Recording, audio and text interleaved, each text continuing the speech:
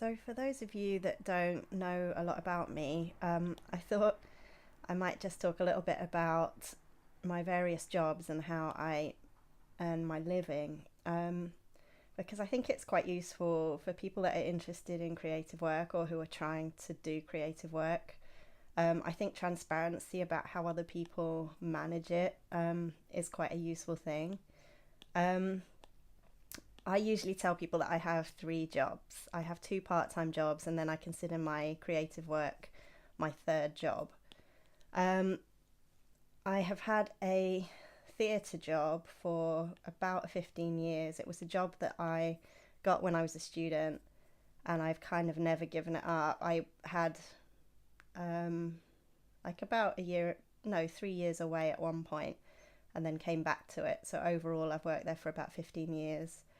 And my second part time job is the work I do for Avery Hill Publishing. I'm the head of marketing for Avery Hill, and I do a few hours a week for them.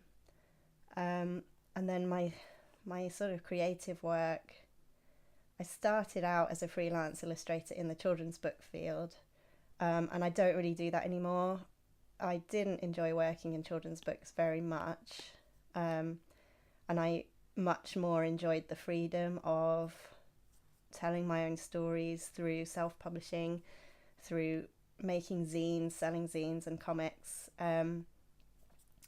So I kind of left freelance work behind a little bit. I still will take on an occasional commission if it's something that I think I'll enjoy. But I tend to prefer projects where I'm sort of in charge over client work. Last year I had my first full-length graphic novel published, which was a really big deal for me, and it went really well. The book was called Follow Me In. I'll include a link underneath where you can find out more about it.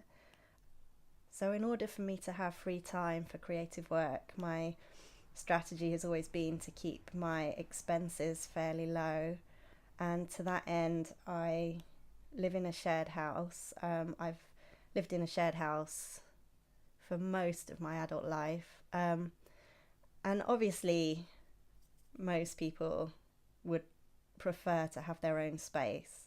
But I just happen to be in a situation at the moment where I feel very lucky.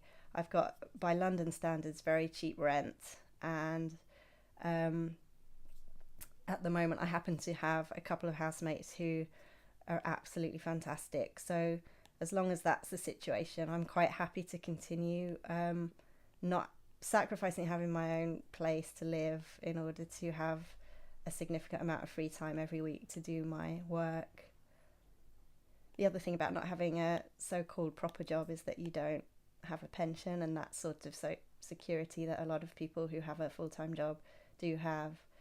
But I mean, I experienced having a full-time job for a couple of years at one point in my life, and it made me realize that anyone who manages to sort of do creative work on top of that, I'm kind of very impressed with anyone that manages to do that, because I did not find it easy at all. So yeah, my system has always been get by on as little as I can and really prioritize having time free in the week to do creative projects and to work on stuff that's important to me.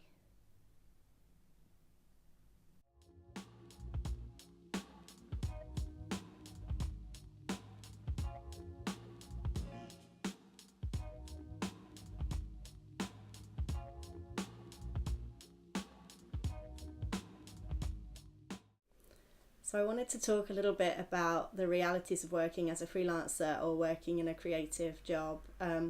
Probably a lot of people have a romanticized idea of what it might be like to be a writer or an artist. And in reality, there's an awful lot of admin that goes on. It takes a huge amount of time, and there's probably a lot less drawing and writing than you might first imagine. The last couple of weeks I've had a lot of admin to do. I've had to do my tax return, which is every freelancer's most hated chore of the year. I've also had to apply for LCAF, which is the East London Comic Arts Festival, which happens every summer in London. It's a lovely festival that I've taken part in a few times. but the application to any of these things involves a bit of time filling in forms and sending samples of your work, deciding what to show them to sort of give yourself the best chance to get invited. So I've been doing that. I've also had to do my DACS application. DACS is the Design and Artists Copyright Society. I had to write it down because I could never remember what it's called. And they're a great organisation who, they have a thing called payback. So if you're employed to produce illustrations of any kind for publications, they give you a little payout at the end of every year based on how many illustrations you've got in across how many different publications. But obviously applying for that every year is more form filling, and it also involves keeping quite an accurate track of what you've had published where, how many illustrations in what publication. With all the admin that I've been doing, I've actually not been doing as much writing as I would like.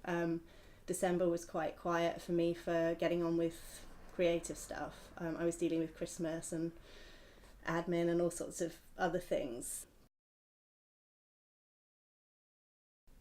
I'm supposed to be writing a new book at the moment. I've written about 30 pages probably, and I'm really enjoying it, but writing is the task that I am least confident at. So I tend to kind of, if I've got other chores, I tend to do them first because I'm scared of writing. So what I've decided is, as of today, I'm going to prioritise my writing for the coming month. I'm going to make it the first task that I do in the morning. I'm going to try and do an hour or 2 hours every morning before moving on to my other work. And hopefully now that I've said that on the vlog, that'll mean that I'm accountable and I'll have to report back in a month and tell you how much I've got done. So for the knitting fans, the jumper that I'm wearing today is the first jumper that I ever knitted. I actually can't remember what it's called or who it's by, so apologies to the designer. I found it on Ravelry a few years ago, and like I said, it was the first jumper I ever knitted, and I wanted to find a pattern that was quite simple but nice, where my focus could be on getting the fit right. And it has some nice little features. It has these false raglan seams on the shoulder, which look like raglan seams, but it's knitted in one piece, so they're not seams at all. And it has a little triangle on the neckline. So yeah, first jumper I ever knitted.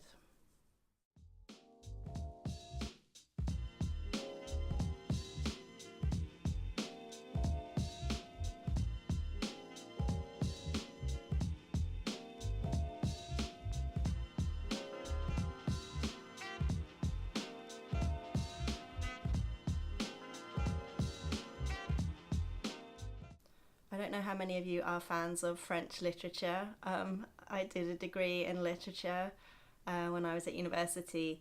So Marcel Proust and his Madeleines. A colleague of my partner's has recently brought us a lovely gift back from Normandy in France. And it's a box of Madeleines from a very old bakery, which when I looked it up online, I discovered that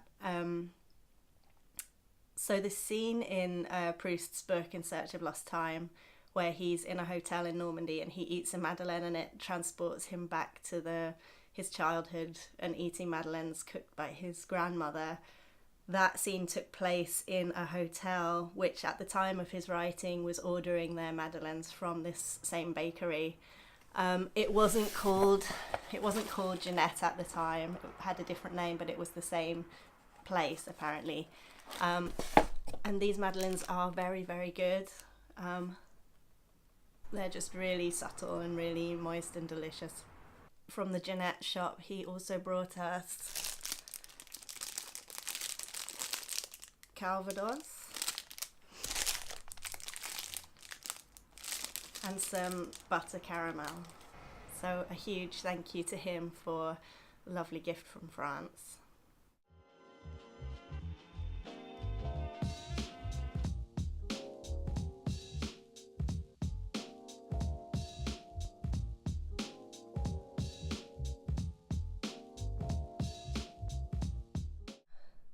Another project I've started this year is I've set up a Patreon to talk more about my work, my ongoing work and my process. I'll put a link to it underneath this video, and also if you follow me on social media, you'll probably have seen me post about it already. But one of the things I'm going to do on there is talk in a bit more detail about my process for writing comics and graphic novels. I'm not going to show a lot here because I want that to be something that I do on Patreon, but just as a quick peek, this is how I start my very first draft of writing a comic. As you can see, there's no drawing yet. There's an awful lot of just thinking and figuring out how quickly the story is unfolding across a certain number of pages.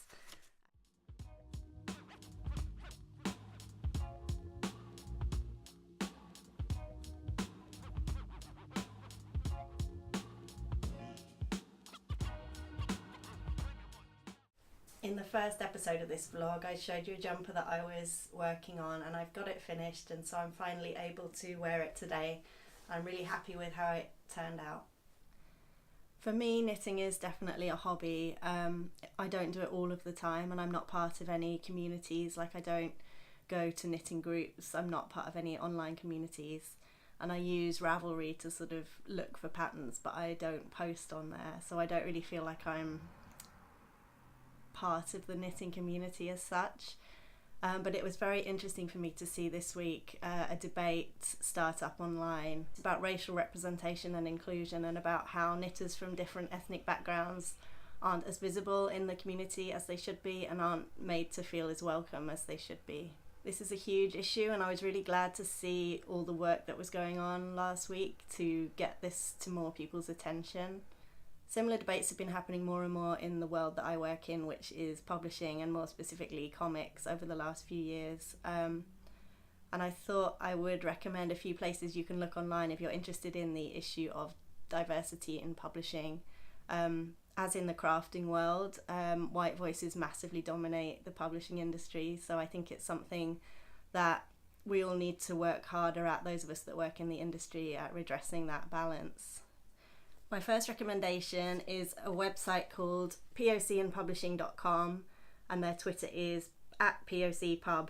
It's an organisation based in New York, and they have a very active Twitter. They discuss diversity issues. They do a lot of spreading the word about job opportunities, which is brilliant, and they also promote the work of POC writers and illustrators.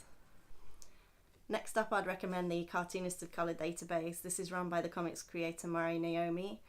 This is based in the US again, but it's an online database of cartoonists from all sorts of ethnic backgrounds, and even though it's based in the US, the creators featured are from all over the world. So if you're looking for people to collaborate with on a comics project, I highly recommend having a look. There's a lot of amazing work on there.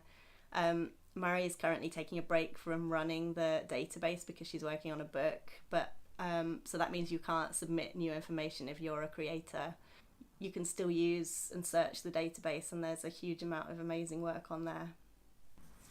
Finally, closer to home in the UK, I would recommend Shortbox, which is run by Zainab Akhtar, Comics and Cola on Twitter. And Shortbox is a small independent comics publisher. Zainab has an incredible eye for new talent in the comics world, and she works very hard to foster the work of up-and-coming new creators.